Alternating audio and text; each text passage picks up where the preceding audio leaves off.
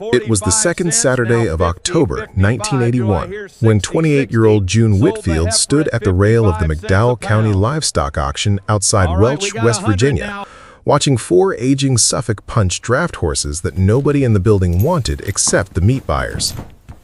They stood together in a single holding pen at the far end of the barn, well past the cattle and the hogs. In the section reserved for animals the auctioneer moved through fast because everyone in the room already knew what they were there for. The horses were heavy-boned and thick through the chest the way good Suffolks always were, their coats a deep chestnut gone gray around the muzzle, their backs slightly swayed with age in the particular way that told anyone who knew horses exactly how many years of hard pulling had gone into shaping that sag. Their teeth, when the auctioneer's assistant checked them for the crowd, showed them somewhere between 18 and 22 years old, well past what most working operations in that country considered a useful lifespan for an animal that earned its keep by pulling.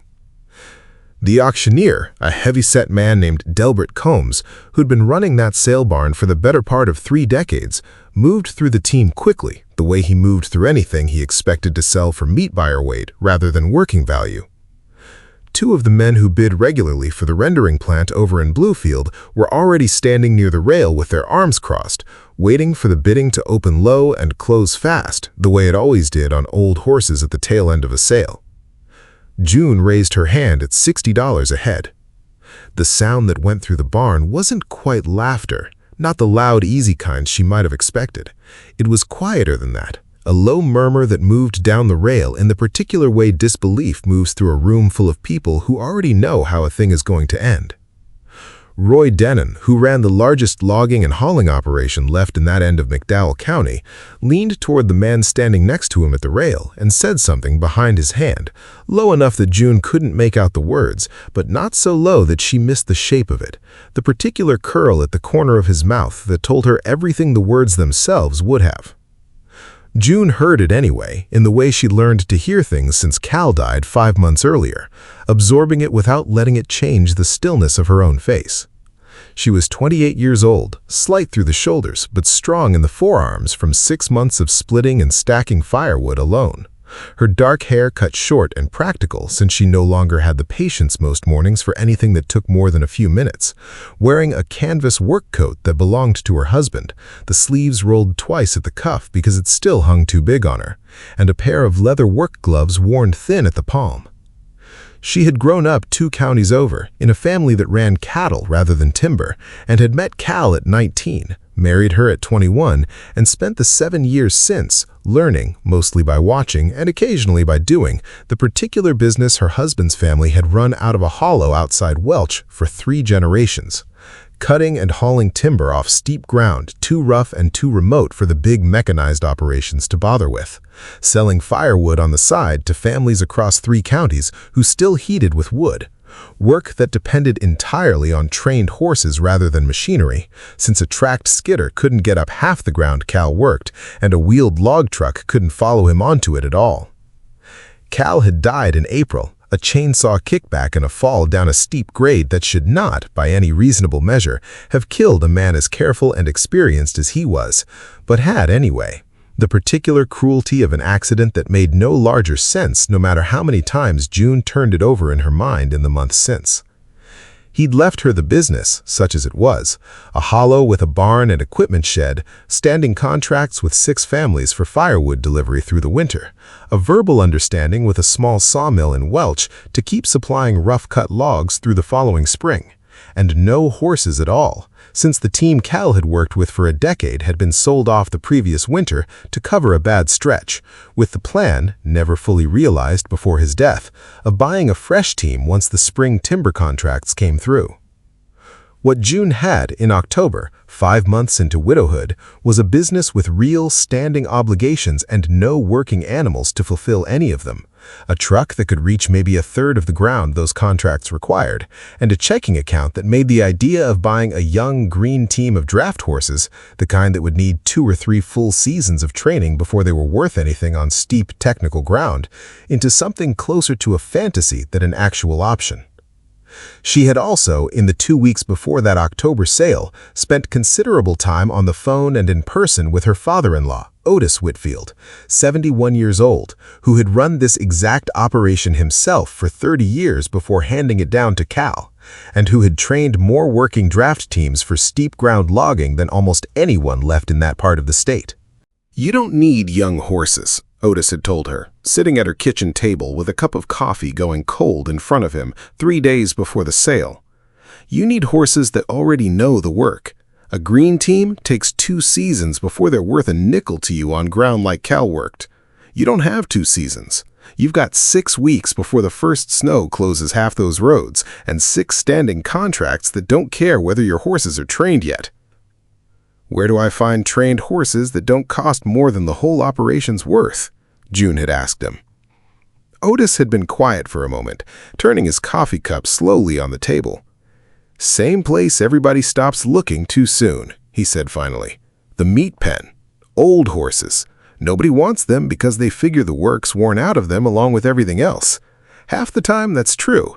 The other half, what's worn out isn't the horse. It's just that nobody's willing to pay a young horse price for an old horse doing old horse work, so they get sold for meat instead of what they're actually still worth doing."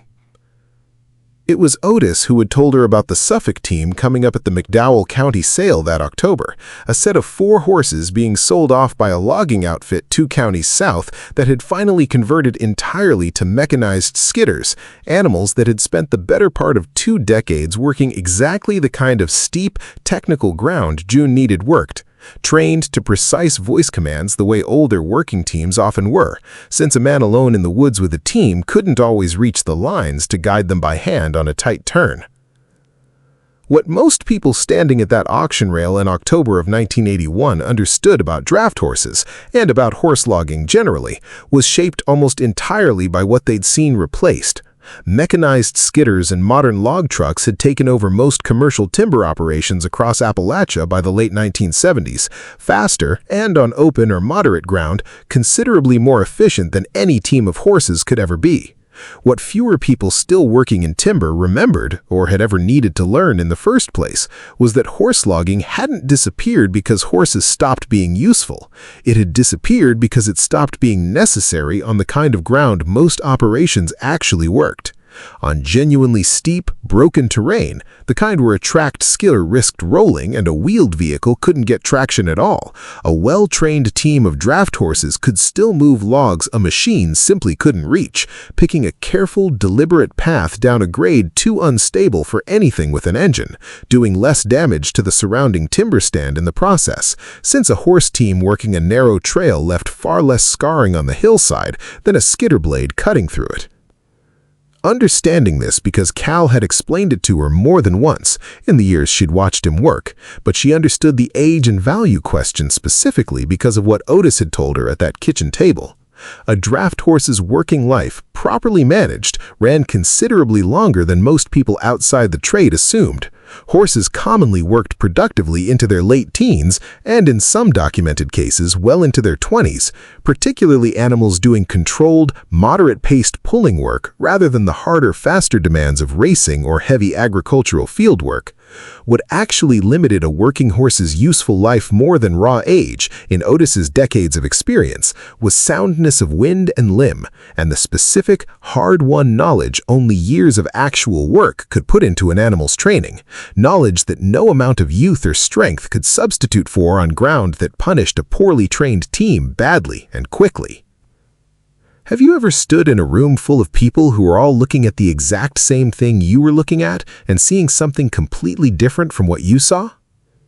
June had that feeling standing at the rail that October morning, watching Roy Denham's mouth curl at the sight of her raised hand, understanding that everyone else in that barn was looking at 4 old, sway-backed horses worth their weight in meat and nothing more, while she was looking at the only realistic path she had left to keep her dead husband's business and the 6 families depending on it for winter firewood from collapsing entirely before the first hard frost arrived. She paid $60 a head, $240 total for the team, signed the bill of sale with Delbert Combs while the meat buyers who'd expected an easy morning drifted off toward the next pen without much further comment, and loaded all 4 horses into a borrowed stock trailer while Roy Denham stood near his truck at the edge of the gravel lot, watching her without offering to help. He walked over as she was closing the trailer gate. $240, he said, not quite making it a question. He was a big man, broad through the shoulders, wearing a clean canvas jacket with his company's name stitched across the breast pocket, the kind of jacket a man wore when he wanted people to notice the business behind it. $240. For horses that age, you could have put that toward a used chainsaw and covered twice the ground with half the trouble. That's your opinion, Roy, June said, latching the trailer gate. It's not just my opinion, June. It's simple math. Those horses have maybe a season left in them, if that. And even if they've got more, you can't run a green operation on your own with a team that size. You need a second hand minimum. You planning on hiring one, or were you thinking you'd manage 4 draft horses alone on Cal's ground with nobody to help you? June straightened up, looked at him steadily for a moment. I appreciate you stopping by, Roy, she said, and walked around to the truck cab without waiting for whatever he intended to say next. Roy stood there a moment longer, watching her pull the trailer out of the gravel lot before getting into his own truck.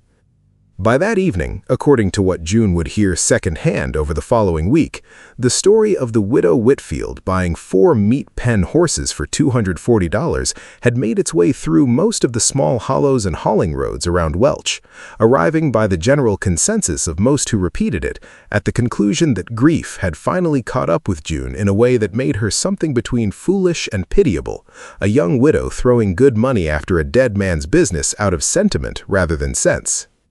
She was neither foolish nor sentimental, though she understood, driving that trailer back up the hollow road toward the barn Cal had built with his own father 12 years earlier, that there was no version of explaining herself to Roy Denham or to anyone else repeating that story at the feed store that week that would land any differently than it already had.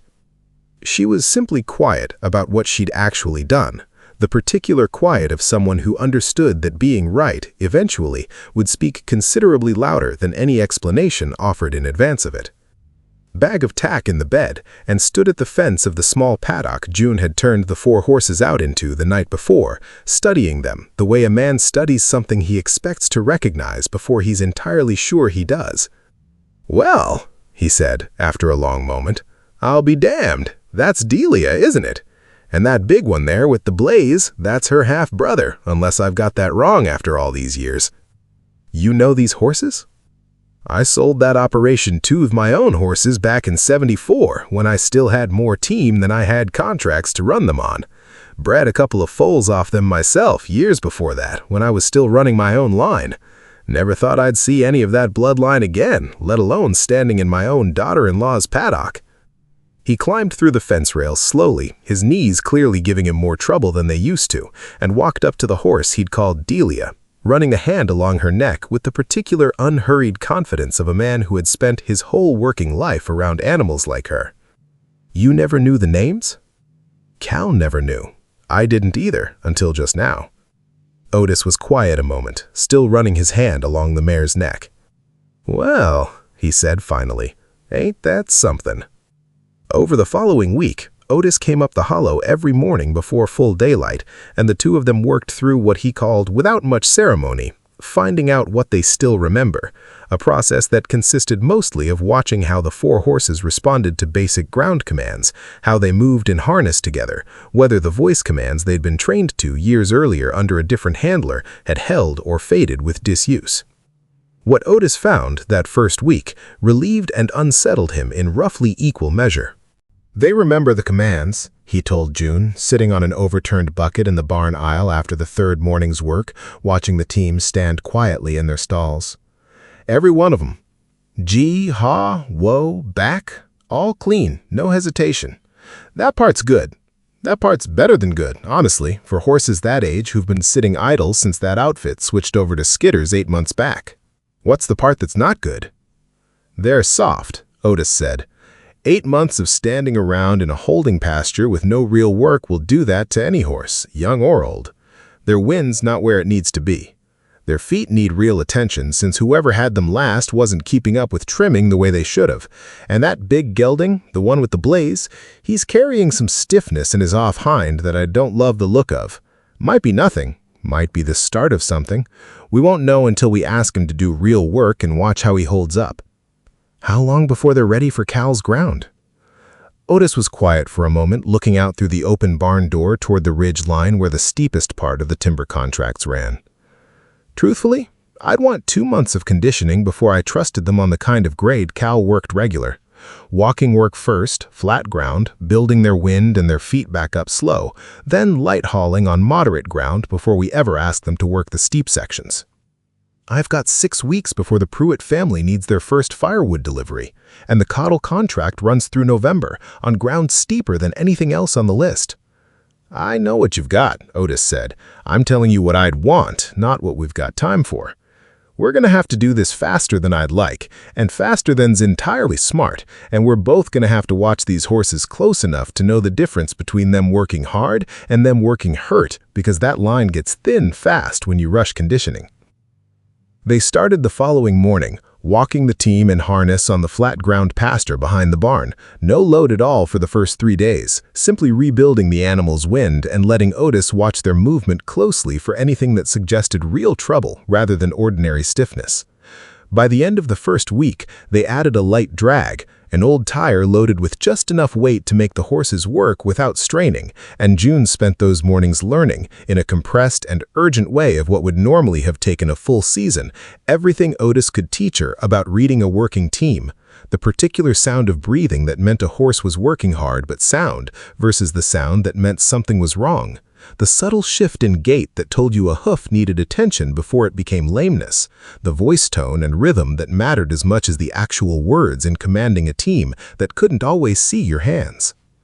Roy Denham drove past the bottom of the hollow road twice that first week, slow enough both times that June understood he wasn't simply passing through by coincidence, though he never stopped, never said anything further, simply watched from the road as she and Otis worked the team in the far pasture before continuing on toward whatever actual business had brought him out that way. It was in the second week, moving from flat ground conditioning to the first real test on moderate grade, that they found the actual problem with the gelding Otis had been watching, the one with the blaze whose off-hind stiffness had concerned him from the first morning. Working a light load up a gentle slope behind the barn, the horse pulled up short, favoring that hind leg noticeably enough that Otis called an immediate halt and walked the animal in slow circles, watching closely. "That's not soft muscle working itself back into shape," Otis said, kneeling to run his hand down the horse's leg, feeling carefully along the joint. "That's something real." They called a veterinarian out from Welch 2 days later, a young man named Curtis Bowman who'd taken over the practice from an older vet the previous year, and who spent the better part of an hour examining the gelding before delivering his assessment. The horse had a mild but genuine case of early arthritis in the hock joint, not severe enough to end his working life outright, but real enough that it would need ongoing management, careful attention to his workload, and likely some limitation on how steep and how sustained a pull he could reasonably handle without the condition worsening. "He's not done," Bowman told them, standing in the barn aisle afterward. "But he's not the horse he was 5 years ago either, and he needs to be worked with that in mind, not against it. Lighter loads, more rest between hard pulls, and you'll want to watch close for any sign it's getting worse, because arthritis in a working draft horse can go from manageable to career-ending faster than people expect if it's pushed past what the joint can actually handle." This was, in its own way, exactly the kind of setback Otis had warned might come, and June understood, standing in that barn aisle listening to Curtis Bowman's assessment, that this single horse's limitation meant real, immediate adjustments to plans that had already been running tighter than she wanted. 4 horses working as 2 rotating teams of 2, alternating days, would let her keep the operation moving without overworking any single animal, including the gelding, but it also meant every job took longer than it would have with 4 horses working full capacity, a math problem that mattered considerably more with the Pruitt delivery now less than 4 weeks away and the Cowdell contract's steep ground looming after that. "We adjust," Otis said simply, when June laid out the arithmetic of it that evening at her kitchen table. "That's the whole job most days. You don't get the plan you wanted, you get the plan the ground and the animals will actually give you, and you work with that instead of fighting it." They restructured the training schedule around the adjustment, rotating pairs rather than working all 4 horses together, giving the gelding lighter, shorter sessions while the other 3 carried more of the conditioning load. And by the third week, the difference was showing clearly enough that even June, still learning to read a working team's condition the way Otis had spent a lifetime learning it, could see real progress in how the horses moved, how their wind held up under sustained work, how their feet, freshly trimmed and now working regularly on varied ground, began carrying them with a steadiness that hadn't been there in the first days back from the auction pen. The real test came in the fourth week, when June took the strongest pair, Delia and a smaller mare named, according to Otis's memory, Junebug, up onto the lower section of the caudal ground for the first time, a stretch of hillside steep enough that Cal himself had always worked carefully, never rushing a team on that particular grade, regardless of how experienced they were. Otis walked alongside for that first real climb, not offering to take the lines himself, letting June handle the team while he watched and occasionally called out a correction, and June felt, working that team up ground her husband had worked 100 times before his death, something she hadn't expected to feel again so soon, a specific physical competence that had nothing to do with grief and everything to do with the particular satisfaction of watching two well-trained animals do exactly, precisely what she asked of them on ground that would have stopped a truck entirely. They brought 2 loads of cut logs down off that grade that afternoon, the horses working steady and sure-footed on a downhill pull that required exactly the kind of controlled, patient pacing a green team would never have managed without months more training than June had time to give them. And Otis, watching from the bottom of the trail as the second load came down clean, said very little, only nodded once in the particular way June had learned over the past month meant considerably more from him than any longer speech would have. By the first week of November, the team, still working in rotating pairs to protect the gelding's joint, had fulfilled the Pruitt family's firewood delivery in full. 2 cords, cut, hauled, and stacked a full 3 days ahead of the deadline June had privately worried she might miss entirely back in October. Word of this, in the particular way word traveled through that country, reached the feed store in Welch within days, delivered not with the same tone that had carried the story of her auction purchase a month earlier, but with something that had shifted subtly into something closer to genuine curiosity about how she'd actually managed it. The caudal contract itself came due in the second week of November, the steepest and most technically demanding ground on June's entire list, 11 acres of hardwood timber running down a grade so severe that Cal himself had once told June, in the years before his death, that it was the single piece of ground in the whole operation where a green horse or an inexperienced handler could genuinely get hurt if either one misjudged the pitch of a turn. Otis walked the ground with June 2 days before they were due to start, the two of them tracing the route Cal had always used, a switchback trail that dropped nearly 400 feet over less than a quarter mile, narrow enough in places that a loaded sled had barely more than a foot of clearance on either side before the ground fell away into a ravine thick with rhododendron. "This is the piece I was most worried about back at the auction," Otis admitted, standing at the top of the grade looking down the first switchback. "Not because the horses can't do it, because this ground doesn't forgive a mistake, from the horses or from the person holding the lines. Cal worked this section slow, always, no matter how far behind schedule he was running.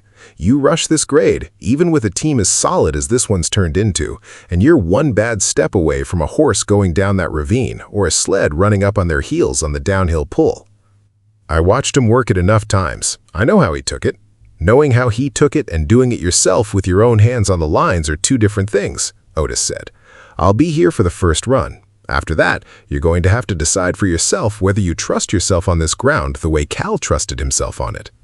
They worked the first day together, Otis walking the trail ahead of the team on the worst switchbacks, calling out corrections in a low, steady voice that never once rose into anything like alarm, even on the tightest turns, and June understood, working that grade with her father-in-law's careful guidance, exactly how much of what looked from a distance like simple horse handling was actually a decades-deep education in reading terrain, in knowing precisely how much weight a given team could safely hold on a downhill pull, in understanding which of the 4 horses needed to be paired together on this specific ground, and which pairing would have been a genuine mistake.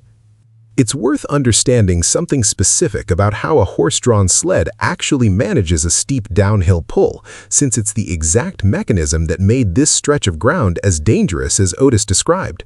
Unlike a truck or a mechanized skidder, which can rely on braking systems to control a descent, a team of horses pulling a loaded log sled downhill has to manage the load's momentum entirely through the animal's own controlled resistance, essentially holding back against the sled's weight with their haunches and their footing, rather than simply pulling forward the way they would on flat or uphill ground.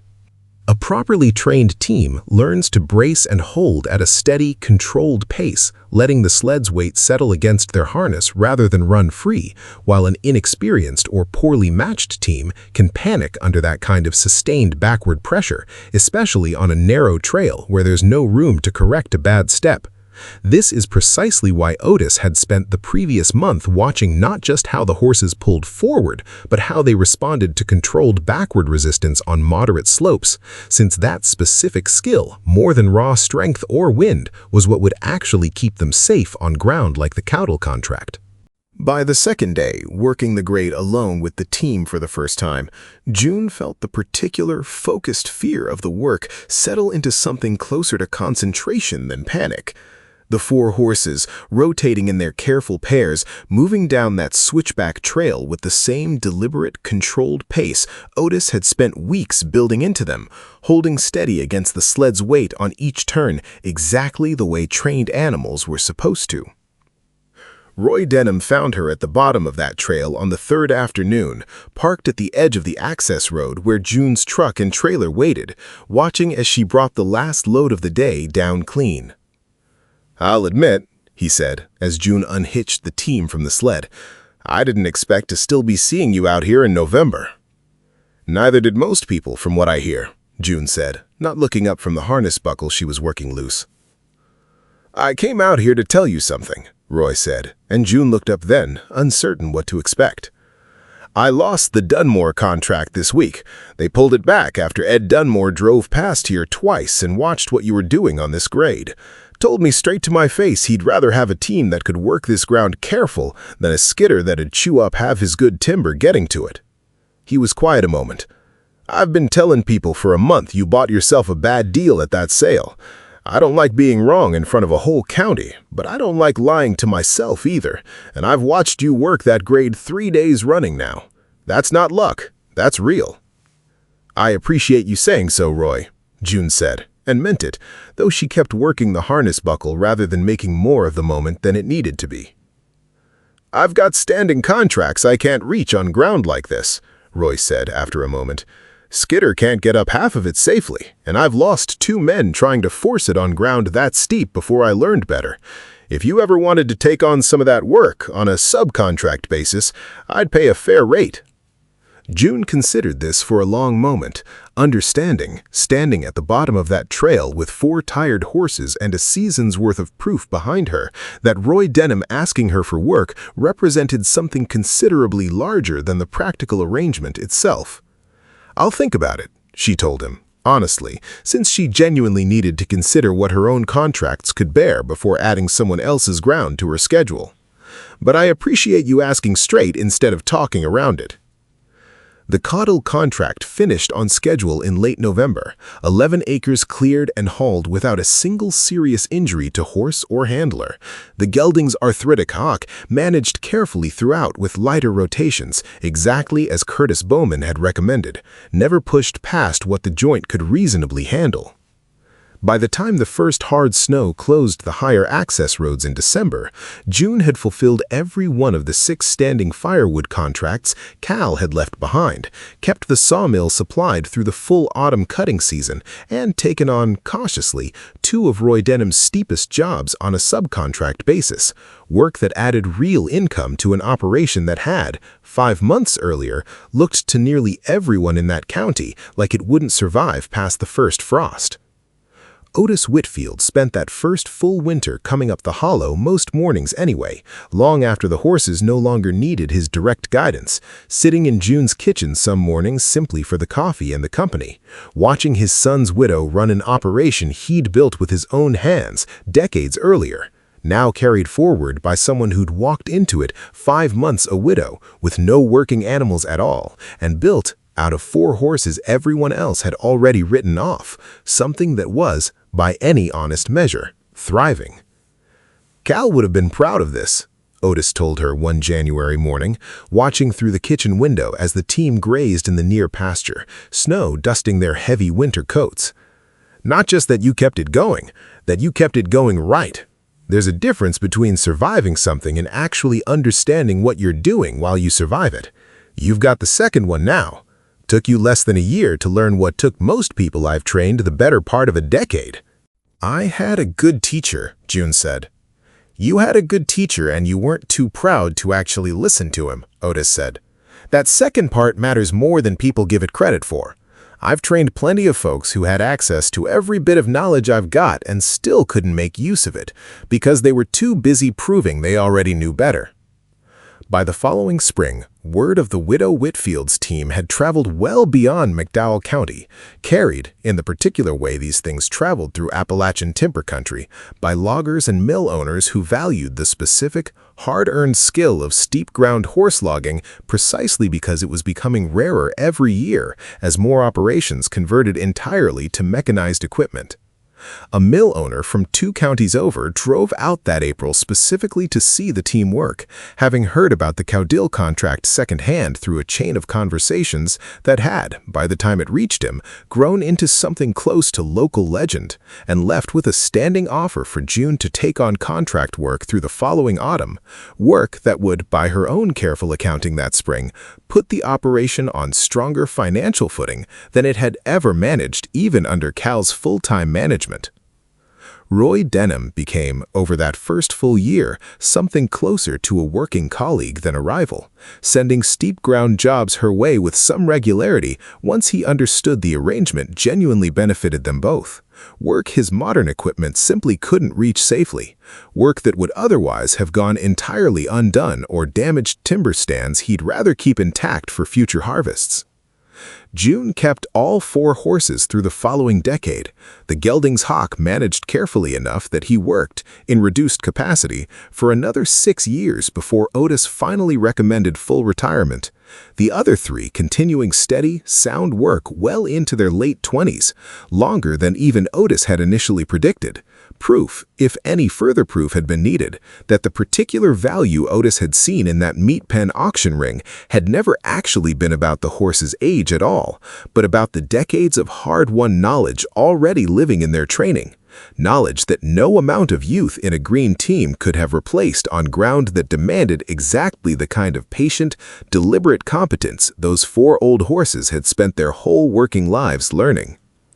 She never did sell the operation or take the office job in town that most people had quietly assumed, back in October of that first hard year, she would eventually settle for once the reality of running it alone set in.